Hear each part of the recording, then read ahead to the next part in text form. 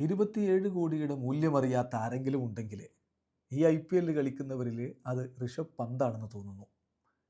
കാരണം അദ്ദേഹത്തിൻ്റെ വിക്കറ്റ് എടുത്തപ്പോൾ ഗ്ലെൻ മാക്സ്വെൽ ആഘോഷിച്ച് നിങ്ങൾ കണ്ടില്ല. അദ്ദേഹത്തിന് അറിയാം അതിൻ്റെ മൂല്യം. പക്ഷേ പന്തിൻ്റെ കളി കാണുമ്പോൾ തൻ്റെ പ്രൈസ് ടാഗ് 27 കോടിയാണെന്നും അതിൻ്റെ മൂല്യം എന്താണെന്നും അദ്ദേഹം തിരിച്ചറിയാത്ത പോലെ തോന്നുന്നു. ഇന്നലെയൊക്കെ ഔട്ടായ രീതി, അനാവശ്യ ഷോട്ടിന് പോയിട്ടാണ് ഔട്ടാവുന്നത്.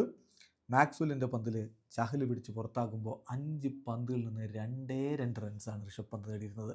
അതിന് മുമ്പത്തെ കളിയിലോ 15 പന്തിൽ നിന്ന് 15 റൺസ്. അതിന് മുമ്പത്തെ കളിയിലോ കുൽദീപിൻ്റെ പന്തിൽ ഡുപ്ലസി പിടിച്ച് പുറത്താകുമ്പോൾ ഡെക്കായിരുന്നു.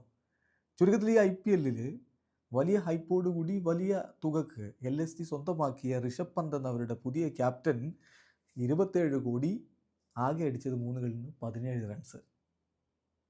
എന്തായാലും പന്ത് ഉത്തരവാദിത്വം കാണിച്ചേ മതിയാവൂ. കൂടുതൽ മികവിലേക്ക് അദ്ദേഹം പോവേണ്ടതുണ്ട്. അല്ലാത്ത പക്ഷം LSGക്ക് ഇതൊരു നഷ്ടക്കച്ചവടമാകും. പലരും ഇപ്പോഴേ പറഞ്ഞു തുടങ്ങി 27 കോടി വെള്ളത്തിലായി എന്ന്. അങ്ങനെ വെള്ളത്തിലായി എന്ന് കരുതേണ്ടതില്ല. സീസൺ തുടങ്ങിയിട്ടേ ഉള്ളൂ. പന്ത് തിരികെ വരുമെന്ന് തന്നെ കരുതണം. കാരണം ഇതിനേക്കാൾ വലിയ പ്രതിസന്ധി ഘട്ടങ്ങൾ തൻ്റെ ജീവിതത്തിൽ തരണം ചെയ്ത് മടങ്ങി വന്നവനല്ലേ. അദ്ദേഹത്തെ കൊണ്ട് കഴിയും തിരികെ വരാൻ എന്ന് തന്നെ വേണം പ്രതീക്ഷിക്കാൻ.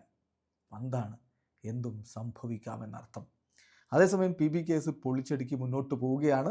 ഇന്നലെ LSGയെ 22 പന്തുകൾ ശേഷിക്കെ 8 വിക്കറ്റിന് അവർ പരാജയപ്പെടുത്തി. LSGയുടെ ഭാഗത്ത് മിച്ചൽ മാർഷ് ഇന്നലെ പരാജയപ്പെട്ടു. അതേസമയം നിക്കോളാസ് പൂറൻ തൻ്റെ മികവ് തുടരുകയാണ്. 30 പന്തിൽ നിന്ന് അദ്ദേഹം 44 റൺസ് അടിച്ചു. ബദോനി 33 പന്തിൽ നിന്ന് 41 റൺസ്.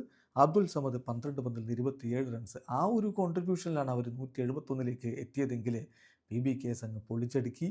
പ്രഭ് സിമ്രാൻ സിംഗിൻ്റെ 69, ശ്രേയസ് അയ്യരുടെ വീണ്ടും കിടലൻ പ്രകടനം 52, not out back to back അർദ്ധ സെഞ്ചുറികൾ. നെഹാൽ വധേര 25 പന്തിൽ 43.